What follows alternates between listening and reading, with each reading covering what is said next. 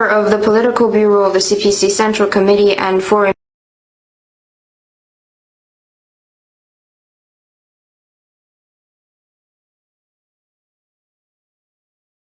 Minister Wang Yi will attend the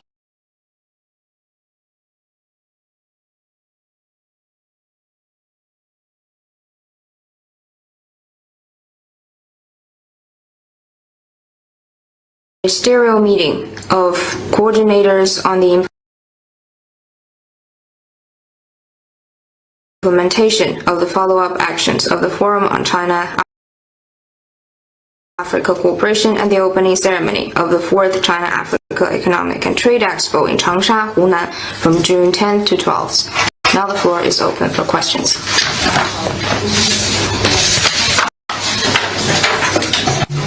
China News Service, you just announced Foreign Minister Wang Yi will attend the ministerial meeting of coordinators on the implementation of the follow-up actions of FOCAC and the opening ceremony of the 4th China-Africa Economic and Trade Expo. Could you give us more information? Last September, the Beijing summit of FOCAC was successfully held in Beijing. President Xi Jinping attended the opening ceremony of the summit and delivered a keynote speech. China and Africa reached extensive common understandings on jointly advancing modernization and building all-weather China-Africa community with a shared future for the new era. The China-Africa relationship has been at its best in history. Since then, the two sides have been working closely together to implement the common understandings. The two sides have made important progress and achieved many early harvests. As agreed by China and Africa, the ministerial meeting of coordinators on the implementation of the follow-up actions of FOCAC will be held in Changsha, Hunan from June 10th to 12th. The opening ceremony of the 4th China-Africa Economic and Trade Expo will also be held back-to-back. Foreign Minister Wang Yi and 54 African members of the FOCAC will attend the event. China will enhance coordination with Africa with a focus on implementing the 6-point proposition of advancing modernization and the 10 partnership actions put forward by President Xi, so that people in both sides will benefit more from the outcomes of the FOCAC summit. The two sides will work together to create more great stories about our cooperation for high-quality development and send a strong message of solidarity and collaboration among members of Global South.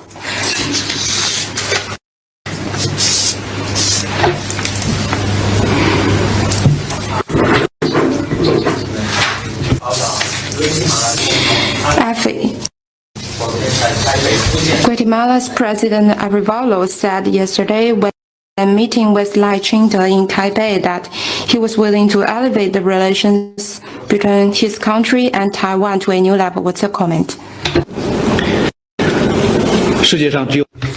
There is but one China in the world.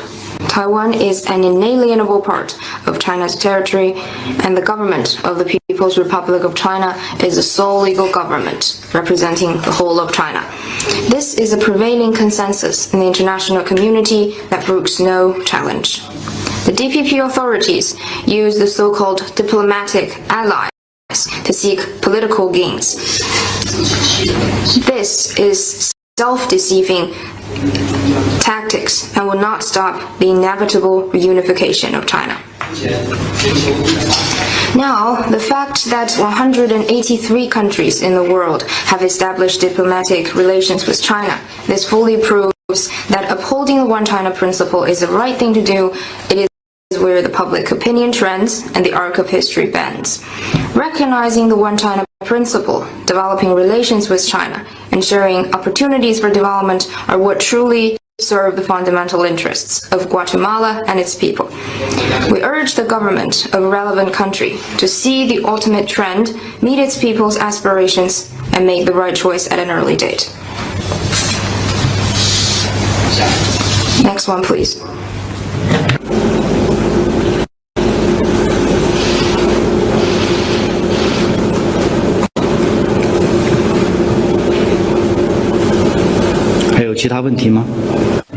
Any other questions?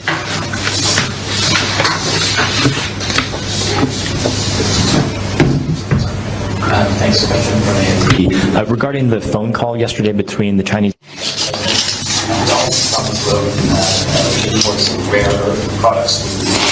法新社提问：在昨天两位总统通话之后，特朗普称稀土问题应该不会再有任何问题了。那么你能否进一步介绍具体情况，尤其是关于稀土的讨论？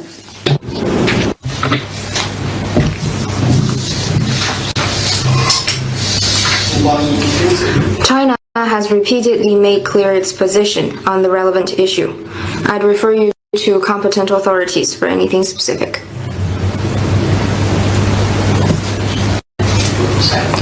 Next one, please.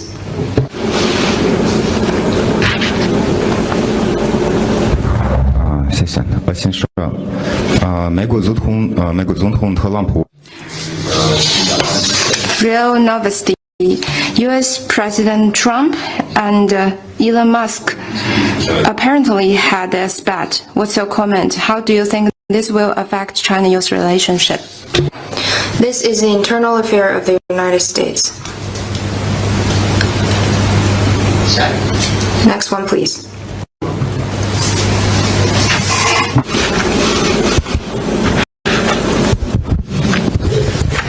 Thank you, spokesperson. Question from Reuters. This is also to do with President Xi and President Trump. After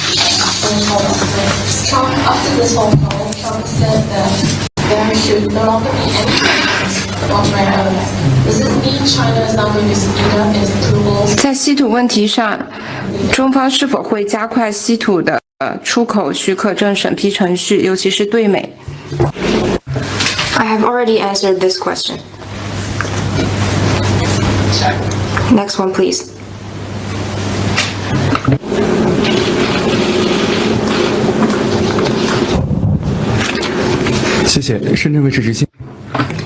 Thank you, Shenzhen TV. We noted that facing the current severe international economic environment, China's trade and economic ties with the world remain robust. In the first 5 months, China opened over 100 international air cargo routes and over 195 weekly round-trip flights. From January to April, China's port cargo throughput was 5.7 billion tons, up by 3.7%, and port container throughput up by 7.9%. What's your comment? I noted the reports. In the first 4 months of this year, China's trading goods grew by 2.4% year-on-year. Trade growth in April, compared to that in the first quarter, is 4.3 percentage points higher. China's economy continues to unleash its vitality, resilience in trade continues to strengthen. This fully shows that whatever challenges may appear in the external environment, China's manufacturing remains needed by the world, and China's market will always be a magnet for foreign investment. Unilateralism and protectionism are unsustainable. Walls and barriers created by some will not stop China from engaging in open cooperation with other countries for shared development. Next one, please.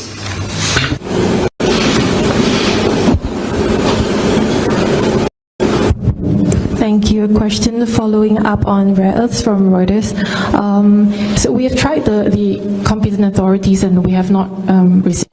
关于稀土，我们试图联系主管部门，但是还没有得到回复。那么，中国是否已经同意更快地发放稀土出口许可证，尤其是对美发放？请你向中方。 For your specific questions, I'd refer you to competent authorities. Next one, please.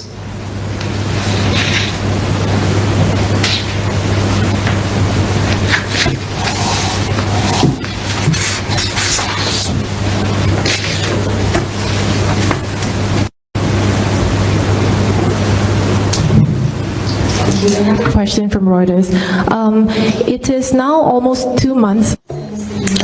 2个月前，乌克兰军队抓获了2名为俄罗斯作战的中国公民。这2名中国公民曾表示希望回到中国，那么中方是否在推动他们的释放？ On the Ukraine crisis, China's position is consistent and clear. We have been committed to promoting peace talks, a ceasefire, and the stop of fighting. China has issued multiple times security notices asking Chinese nationals to stay away from armed conflict zone, avoid to be involved into the conflict in any form, and in particular should avoid participate in the military cooperation of any side. China asks the Ukrainian side to protect legitimate rights and interests and humanitarian treatment for Chinese nationals in accordance with international law. Next one, please.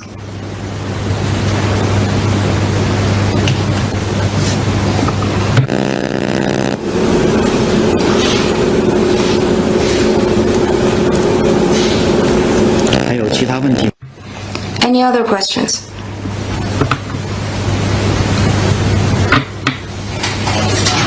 If no, this concludes today's press conference. Thank you and have a happy weekend.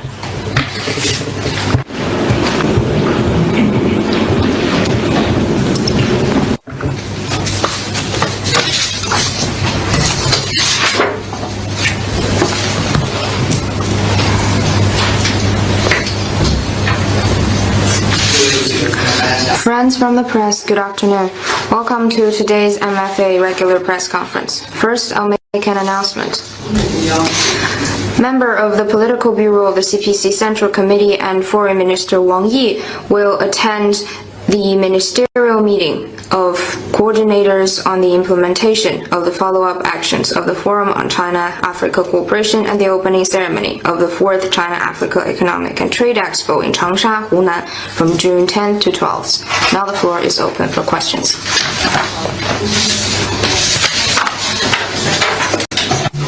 China-U.S. Service, you just announced Foreign Minister Wang Yi will attend the ministerial meeting of coordinators on the implementation of the follow-up actions of FOCAC and the opening ceremony of the 4th China-Africa Economic and Trade Expo.